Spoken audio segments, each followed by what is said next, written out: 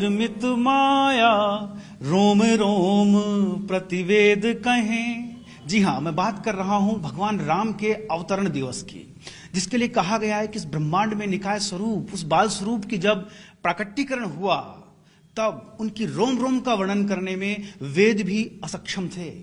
ऐसे श्री राम, ऐसा बाल रूप, ऐसे राम लला, जिनका आज पूरा हिंदुस्तान इंतजार कर रहा है कि 22 तारीख को वो गर्भगृह में विराजमान होंगे।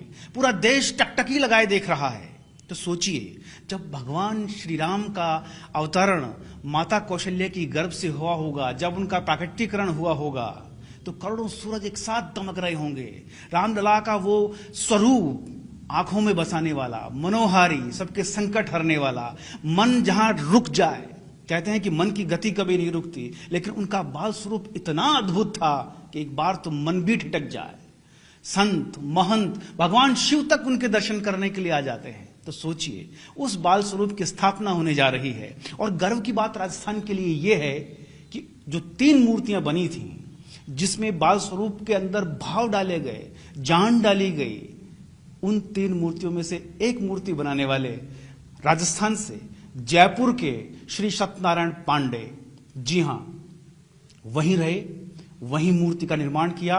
और उस शिला की भी एक विशेष खासियत थी। उन तमाम चीजों पर मैं बातचीत करूंगा।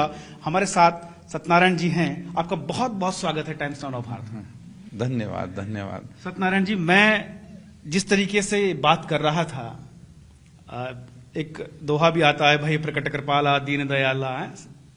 और जैसा कि मैंने कहा, ब्रह्मांड निकाया निर्मित माया रोम रोम प्रतिवेद कहे। मैं देख रहा हूं आपका भी रोम रोम खिल रहा है, क्योंकि आपने तो अपने हाथों से उस कारीगरी से उस बाल स्वरूप को तराशा है।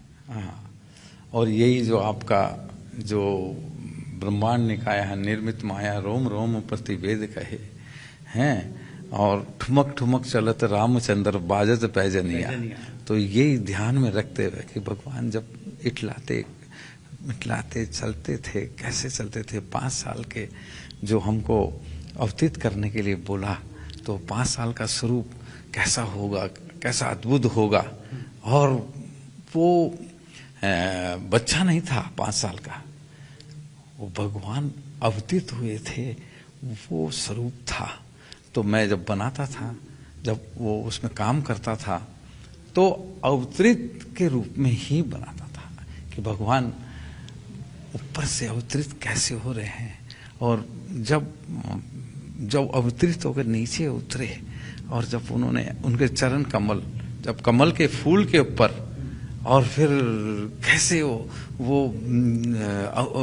धीरे से ऐसे पैर रखा उन्होंने। मैं देख रहा हूं कि आपकी जो भावनाएं हैं वो इतनी हावी हुई जा रही हैं कि शब्द जो है लड़खड़ा रहे हैं। हाँ, तो वो मैं ऐसा, ये इंटरव्यू तो पहली बार ही दे रहा हूँ ना, और आपके चैनल को तो मैं देखता था कि वो जो न्यूज पाठशाला, और वो देख के मैं सोचता था कि ये भी एक भक्त देश का चैनल है, भारत का एक भक्त चैनल है।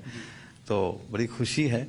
और ऐसे ही आज का जो हमारे आप रामलला के बारे में पूछ रहे हैं कि रामलला कैसे कैसे स्वरूप में थे, क्या थे, क्या कैसे उनको अवतरित किया, और क्या, तो वो ही मैंने स्वरूप को पूरा दिल और दिमाग में एक बसाया, और वो भी भक्ति मार्ग से बसाया। और सबसे पहले मैं सरयू नदी में स्नान किया, और फिर हनुमानगढ़ी गया। हनुमानगढ़ी जाके और बस उनको यही बोला कि आपके आराध्य देव, जिसकी भक्ति में आप डूबे रहते हैं, वो हम आज अवतरित करने के लिए आए हैं। तो आप हमें शक्ति देना, ज्ञान देना, बुद्धि देना, है ना, भक्ति देना, और उस भक्ति के भाव से उस स्वरूप को तराश सके, और फिर उसके बाद में वो भगवान अवतरित होने चाहिए। 500 साल से ज्यादा का समय, संघर्ष, लड़ाइयाँ, एक ढांचा गिराया, फिर उसके बाद और संघर्ष हुआ, कार सेवा हुई, लेकिन अब एक सपना, हिंदुस्तान का सपना, राममय सपना साकार हो रहा है। हाँ, ये साकार देखो, भगवान की पूरी कला है ये। भगवान देखो, जब अवतरित दोबारा जब होने हैं, तो मोदी जी को प्रधानमंत्री बनाया जो राम में है, और इधर सीएम जो है योगी आदित्यनाथ जी को बनाया। देखा उनका चतुराई, मतलब भगवान जो चाहते हैं वो करवा लेते हैं। और ये श्रेय प्रधानमंत्री जी को और योगी आदित्यनाथ जी को है, और उनको है संतों को जो अपना पूरा जीवन इसमें लगा दिया, उन कार सेवकों को जिन्होंने अपने जीवन की आहुति दी। उन कार सेवकों ने आज वो आत्मा मरती नहीं है, लेकिन वो किसी भी स्वरूप में वहाँ हैं और देख के कितने खुश हो रहे हैं। तो ये सब चीजें जो है हमारे शास्त्र में लिखी हुई है पहले से, कि जब भगवान को कराना है तो फिर भगवान अपने आप ही करा लेता है। तो तभी भगवान ने शायद आपको भी चुन लिया और आपके हाथ के हुनर को वो अपने बचपन में ढालना चाह रहे थे, शायद ऐसा। मैं सौभाग्यशाली हूँ, मेरा जीवन तो कृतार्थ हो गया कि अयोध्या में रह के रामलाला का अवतरित किया। ये मेरा सौभाग्य है और मेरा जीवन अमृतमय हो गया। मैं मतलब धन से क्या है, लेकिन भगवान के आशीर्वाद से जीवन सफल हो गया, कृतार्थ हो गया। अब आप क्या कामना करते हैं? जो आपने मूर्त बनाई है उसे मंदिर में कहाँ स्थान मिले, कौन सी जगह लगे, ये क्या तो कामना है? ये मेरी कामना तो यही है कि रामलला वो अपने अयोध्या में और राम जन्म भूमि पे चाहे कहीं पे भी आप लगा दो, लेकिन जब दर्शन करेंगे तो उनको सबको भगवान साक्षात अवतरित हुए बाल रूप में और उनको आशीर्वाद देंगे, जो उनको हर मनोकामना पूर्ण होगी। मैं वादा करता हूँ उनकी सबकी मनोकामना पूर्ण होगी, क्योंकि हमारे देश के मोदी जी भी देखो पूरा लेके चल रहे हैं, योगी जी भी पूरा लेके चल रहे हैं, और पूरा देश भी वो इस टकटकी लगाया हुआ है। और उम्मीद भी इनसे ही कर सकते हैं, कोई नहीं कर सकता। चलिए, आपकी उम्मीद बनी रहे।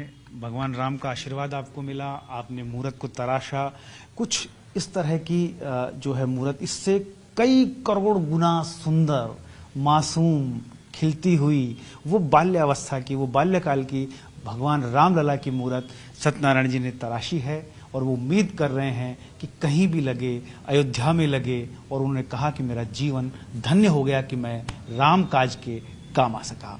कैमरामैन भवानी सिंह शेखावत के साथ भंवर पुष्पेंद्र, टाइम्स नाउ भारत, जयपुर।